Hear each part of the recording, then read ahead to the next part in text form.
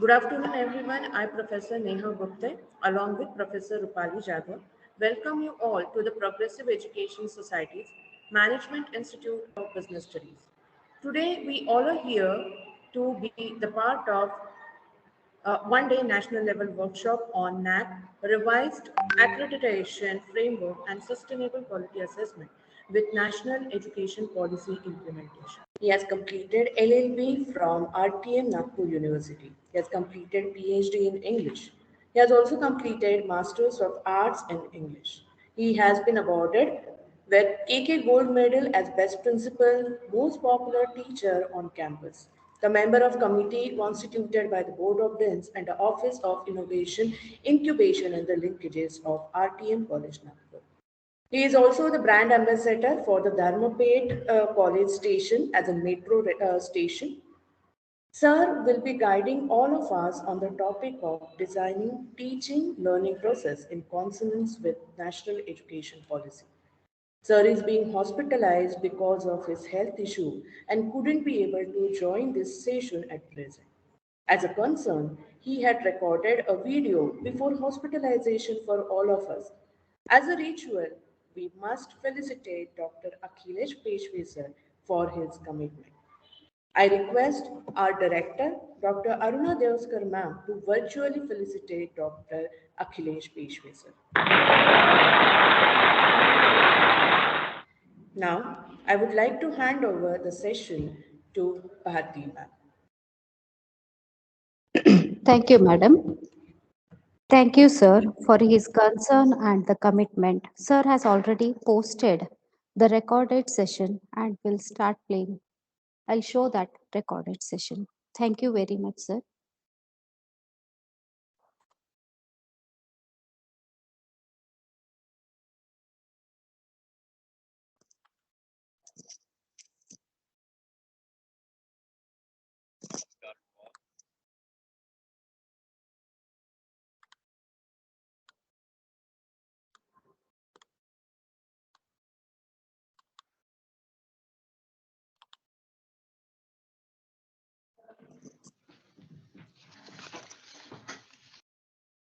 Namaskar to all. Honorable Director Aruna Deoskar, IQSC Coordinator Dr. Mandakini Bhosle, Coordinator Mrs. Maithili Arjunwadkar, Dr. Zadav, all the faculty members of this institution and respected participants who have joined this wonderful event from all over the world and also from the nation. NAAC Reaccreditation Framework, Sustainable Quality Assessment with NEP implementation is something which is cardinal to the heart of all teachers like us. And today I'm going to present my ideas about designing teaching and learning processes in consonance with NEP 2020. Of course, designing ideas in consonance with NEP 2020 is something that we are talking today. Doesn't mean that we have not been doing it. Many of us, I absolutely believe, have been doing this in their classrooms. And for many such participants, this will be a revision. Today, I'm going to talk about relevance of the classroom according to the expectations of NEP, role of a teacher in the present context, innovative processes, and then our role as a problem solver. And then in the end, about experiential learning and responsibilities. And also a little bit about what we transact in the classroom and how we can make it impactful and effective so that we get desired outcome, as per the NEP. So the very first question that I would like to start with is our classroom relevant to the modern context, relevant to the students, relevant to NEP? And the very simple answer to this is, if we are successful in improving the profile of our students, yes, our classroom is relevant. If we can cater to the diverse needs of students, yes, our classroom is relevant. If we are incorporating need-based processes, yes, we are relevant. Constantly improving our own profile. If if we succeed in improving our own profile and do not get lax or relax after getting confirmation, yes, our classroom is relevant. And if we can enhance the performance of students and improve the outcomes, again, yes, we are very relevant. And so, in nutshell, if we satisfy the needs of our students, we are very relevant. And so, if we have all these skills, the obvious thing that will emerge or obvious thing that will happen about our class is people will start thinking about us as an innovative teacher or as an innovative class. So to be relevant, then what exactly then we should know? We should know our roles. We should know uh, our roles so that we succeed in designing a very relevant classroom. And what is our role then? If we want to succeed in improving the profile, our first role is to understand the input. If we understand the input, if we understand the diversity in terms of academics, academic achievements of students, in terms of culture, in terms of religion, gender, competency, ability, there are different levels, there are different needs, definitely will succeed in creating a relevant classroom. If we understand our role then is to understand the different needs, we must, at the same time, as a role, update ourselves, update and bring in the updated knowledge and updated, content in the classroom so that, we take up a step ahead approach. And so we must constantly improve our own outcomes. We must consider the ways to improve our outcomes, and we must give different assignments. And that's in a way, it is our role to give different assignments to the students as per the different levels. And those assignments should also should also have different levels of difficulty. So, even if we do this, this is not like the complete thing. It is still like only the initial kind of thing that we can do in our classrooms. And if we know our roles very well, it's very easy for us to set up an innovative process in the classroom. It's not a very complicated phenomena, to set up an innovative classroom. But then what we must do to begin with?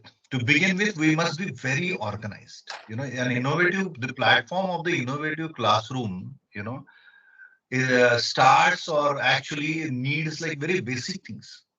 We must first be organized ourselves when it comes to classroom.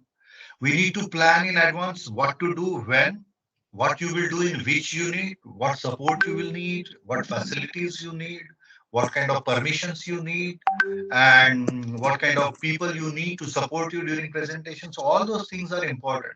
You know, in some institutions, like if there are not above, if the facilities, such as a projector facility or other facilities or net facilities are not in abundance, what happens is you need to plan in advance, schedule things in advance.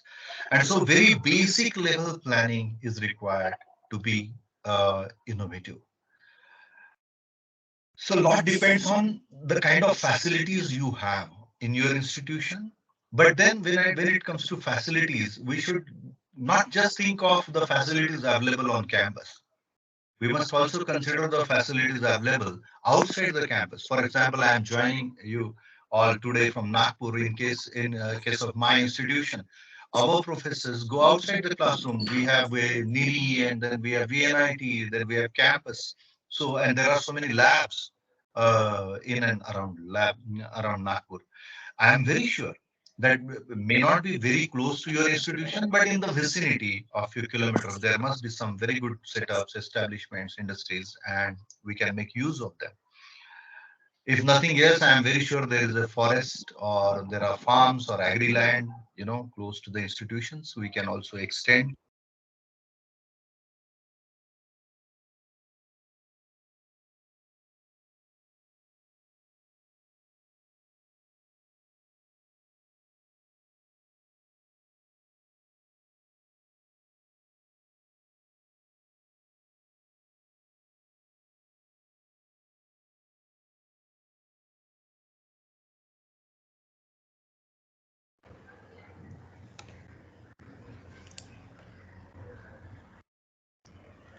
Hello, Bharti madam. I think something went wrong.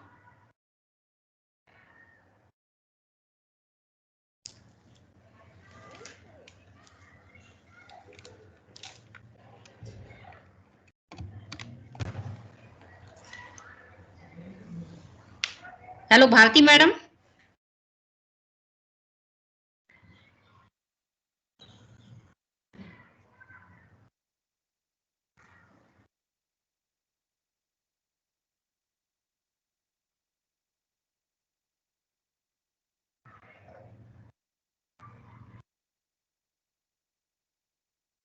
Bharti madam, it is not audible.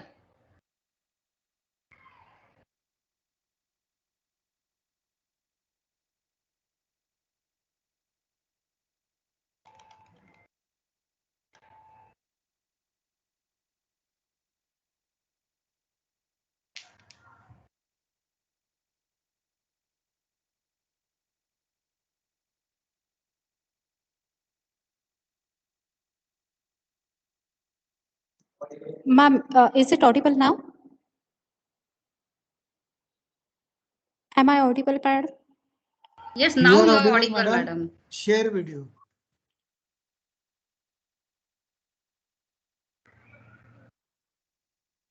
Profile of the students is a problem, and the diverse understanding their needs is a problem. Integrating IT ICT is a problem. Then bringing in teaching learning processes is a problem. Understanding the different needs is also a problem. But then as a teacher, as an innovative teacher, we must solve these problems and we must become a problem solver. So our primary role is that of a problem solver. And if we are an excellent problem solver, we will easily end up satisfying the different levels of needs of students in our classroom, creating a very effective classroom. So it's a massive collective effort. And if you are someone who think that I will decide what to do in my class and I can do it alone, then those days are gone. It must be an effort. It must, we need to bring so many people, involved with it to the common point, And what we do in our classrooms is basically we transact three things inside our classroom. There is information that is transacted, knowledge and wisdom. But as you all know, that the proportion of this in our classroom is something like this. There is very little wisdom that is generated. There is sizable amount of knowledge and there is massive information available. Massive information is available with the students. Massive information is available with the teachers. And so far as wisdom is concerned, many classrooms and many processes inside the classrooms are questionable. So in nutshell, creation of wisdom is something that matters today and was always a matter of concern in all ages. And we need to set up a process where creation of wisdom is at the core of every activity. And when it comes to knowledge, using knowledge generated, using information brought inside the classroom, we also need to know then what are the different sources of knowledge, because we again cannot say that, okay, I will stick to just this course because I'm comfortable with this course. I'm comfortable with so and so software, and so I will use just that. Those days are again gone. We must also know what are the sources of knowledge. And if we explore the different sources of knowledge, we come to know that knowledge comes through involvement. If we succeed in involving our students, that information will definitely, open ways for knowledge and eventually for wisdom. You get knowledge through observation. One gets knowledge through values. Knowledge one can gain through debate. And then experience is also a source of knowledge. Creativity is also a source of knowledge. And so we must be open to all the difference. In fact, every classroom must be open to all the different sources of knowledge. And just as we have seen that, what to do when, that is important. And then like what activity you will do, is there any permission that you require, and then who should be the person available for you to help you in your presentation. All those things should be planned in advance. That means it's not enough that you do those things once. You will have to do that for every single unit, for every single class. And that's why being prepared very early, and this preparation may start in March because your classes start in June, July in India. And so when you bring in all these sources of knowledge, or bring in knowledge through all the different sources like involvement, observation, values, and debate, sometimes there is a chance that there will be a conflict inside the class.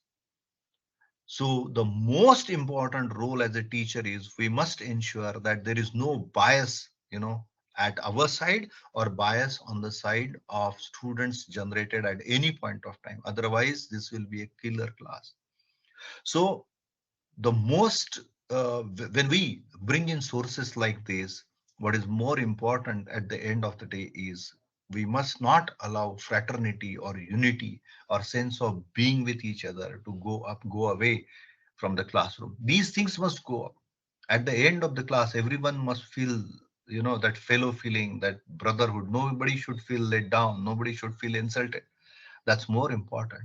And so effective and benevolent manipulation of these sources of knowledge is equally important, as important as bringing in these sources and setting up a wonderful teaching learning process in our classroom.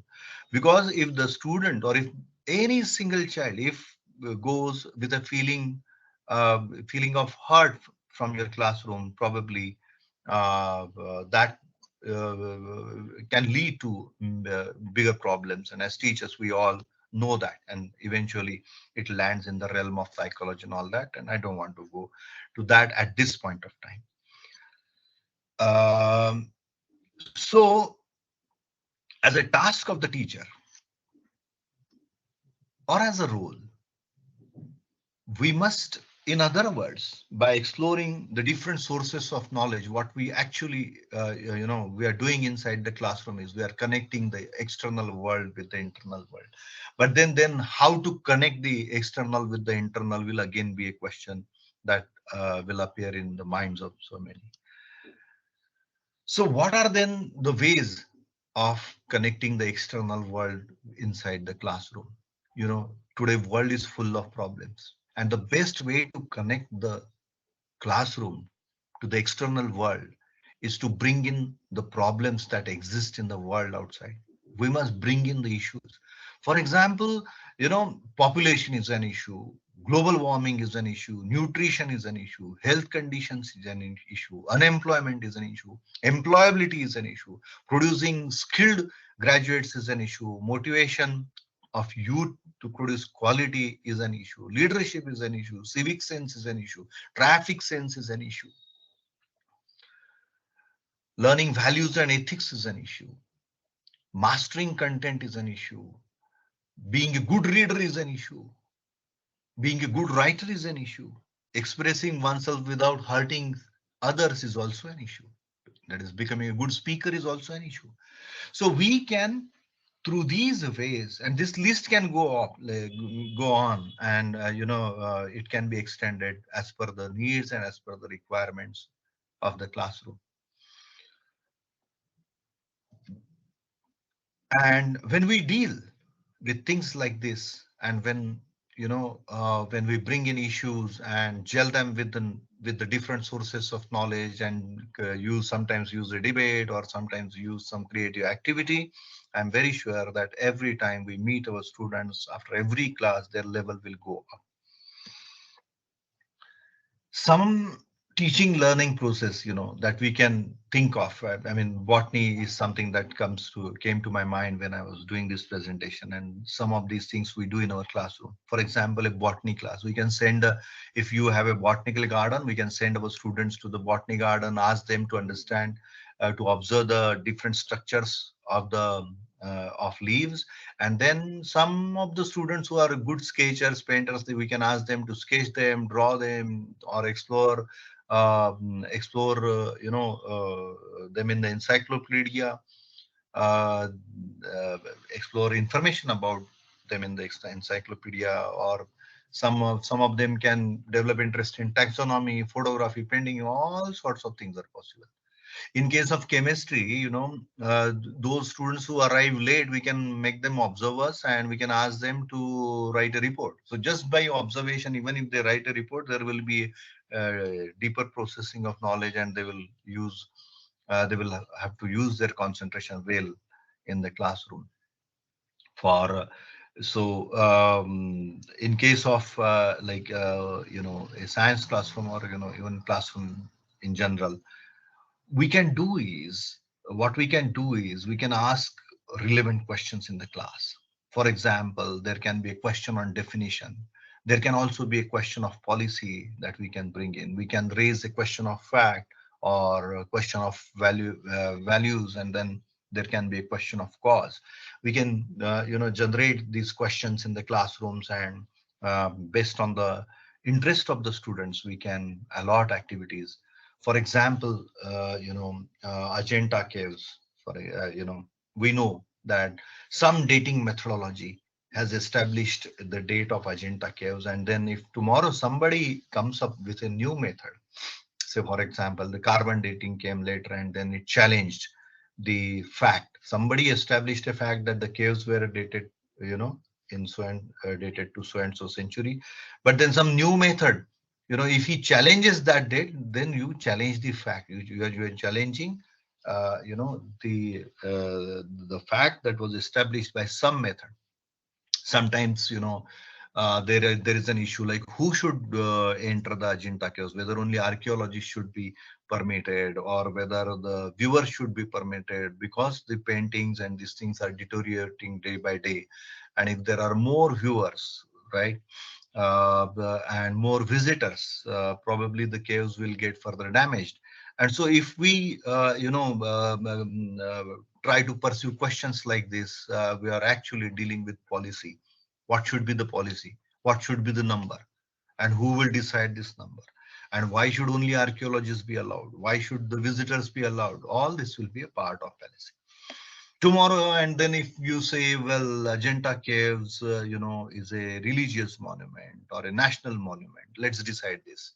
So now it's the question of a definition. What is a national monument? And then can a national monument be a religious monument, or religious monument be a national monument? In this way, you can explore the same thing through different perspectives. There can also be a cause, like what might be the you can explore the cause of those paintings. What prompted them for those paintings, those caves, those structures? What was the reason? So obviously you are exploring the cause behind it. And again, there can be questions of values, like why should they be valued and why are they valuable, and all that you can do. So this is also one way of installing a very innovative, creative sort of teaching learning process inside the classroom. All these things eventually will lead to the progress of students. So if we do all this, in reality, we are creating a student-centric classroom. And creating a student-centric classroom needs involvement from everybody. It's not possible without that. And then if it is the student-centric classroom, then obviously we'll end up talking about experiential learning. And if we define experiential, many have done that, experiential learning. For example, here I have listed John Dewey. John Dewey said that learning by doing is experiential learning. Experience-based learning is experiential learning. Trial and error learning is experiential learning. And applied experiential learning combined with learning from the real world. And then curriculum-related endeavor, which is interactive and is characterized by the uncertainties. And then there is another definition about experiential learning, and he says that personal involvement.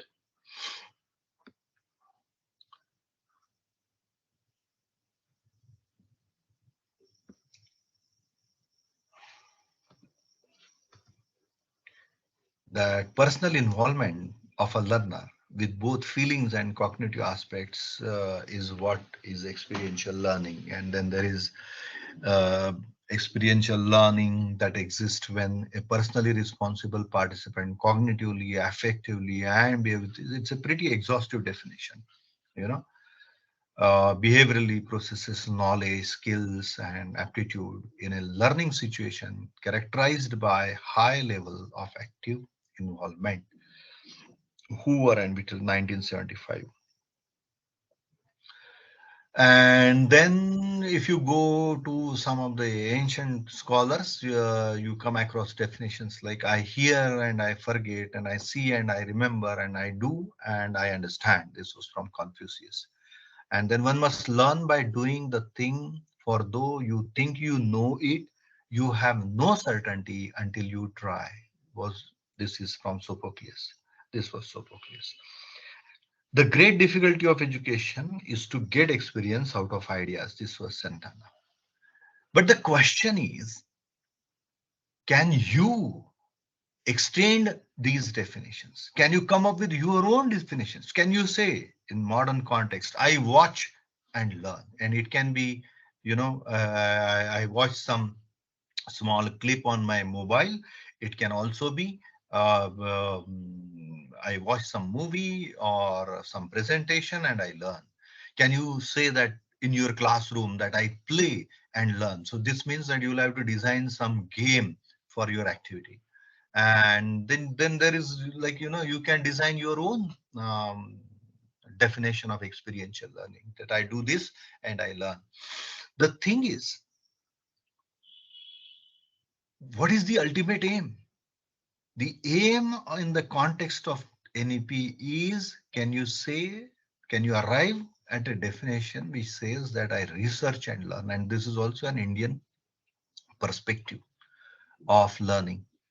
I research and learn. There is actually no difference between researching and learning. So learning by doing research is something which is aimed at, and all those processes that make you do research to learn are the best processes. That is, this particularly is, we can say, is the Indian perspective on learning. And then, it's, for example, in Marathi, I do not know like how many people understand Marathi here, but Shikavane, or in Hindi, Adhyapan, Padhana. In Sanskrit, I think there is no such word as Padhana something. There is Adhyapan. So why? Because the typical Sanskrit perspective of learning is, there is no word, for teaching. The thing is, a teacher goes to the class, but that is relearning. Every time you go to the class, you learn something new about your own text, about the text that is there, prescribed in the syllabus. Every time you approach the same content, some new meaning comes out. So in a way, there is relearning and learning happening at the same time in the classroom. And so that, I think, is the best approach, and everything that we require to do this, to make the students arrive at or make the students go through this process, is best thing to do in the classroom.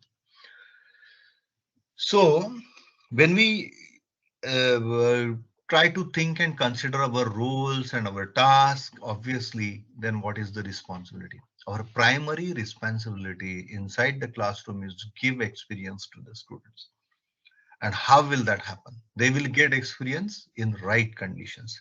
But then, who should create the conditions?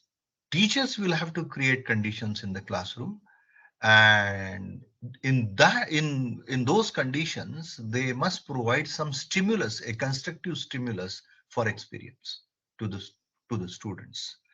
And at the same time, make sure that the stimulus, you try to plant inside the classroom must also be a qualitative stimulus. If it's not a quality stimulus, again, the class will become uninteresting. For example, if it's a boring kind of activity that you are organizing for above average students, probably they will get bored because that doesn't give them any challenge. Or if it is a very difficult activity that you are setting up in your classroom, those who have not reached to that level, probably will get bored because the activity is too challenging for them.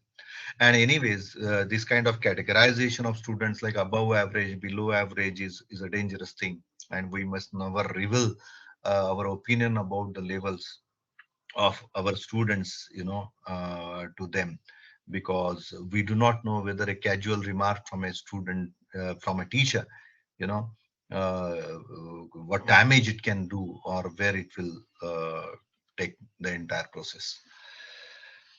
In the end, some of the aspects of experiential learning, are like designing activities, conducting them, and then after you conduct those activities, you evaluate them. And you can see this here, and at the end of that, you take feedback from students. So our responsibility in nutshell now is to establish a very robust, transparent and scalable system inside the classroom. And if we do these small little things that I discussed today, we will end up with setting up a very robust, very transparent and scalable system in our classroom. And at the same time, we must ensure that all those processes are ICT enabled. Now, are there fixed methods to do this? Are there fixed methods? No. Again, based on the situation, based on the ambience, based on the needs of the students. Maybe like, certain activities we did, this year may not be useful the next year, or may not be useful at all the next year after that. And then again, after 4 or 5 years, we find that something we did, 4 or 5 years back is very relevant today. So again, it will be the constant decision making that we'll have to do to ensure that wisdom is generated in the classroom. If we do all this, the student satisfaction surveys that NEP requires us to, to receive from all the different stakeholders will be very positive and constructive. And so basically, there will be no fear about it. Rather, it will be an enriching experience for all of us. If we do these things, certainly our classroom, our teaching learning processes will be absolutely in consonance of NEP. And thank you so much. I would like to pause at this time. I'm obliged to you all.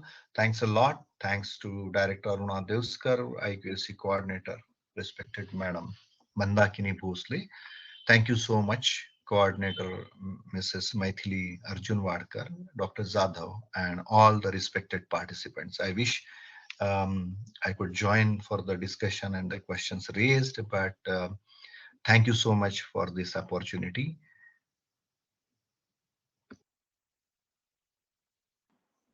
Thank you, sir. Thank you, sir. Thank you and very much. Thank you for your concern and commitment. Now, I would like to, if at all any queries are there, please post it in the chat box so that we'll definitely forward it to Dr. Akhilesh Peshwe, sir.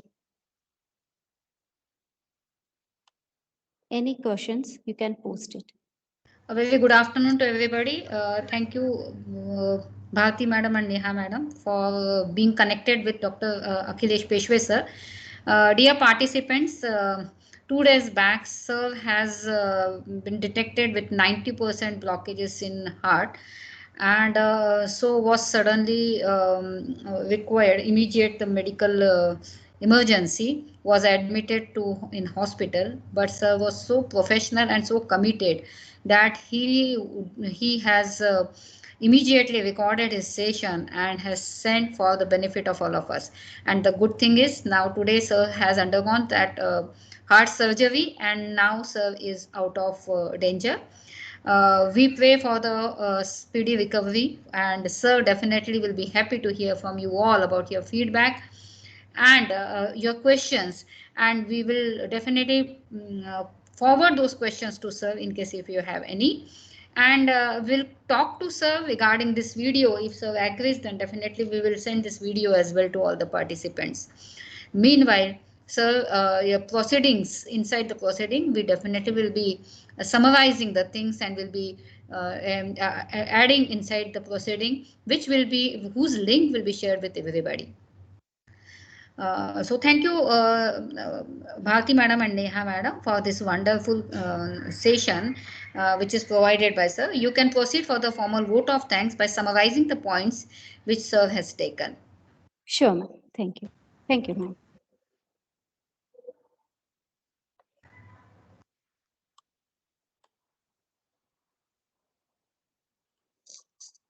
Myself, Professor Bharti, it is my privilege to propose a vote of thanks.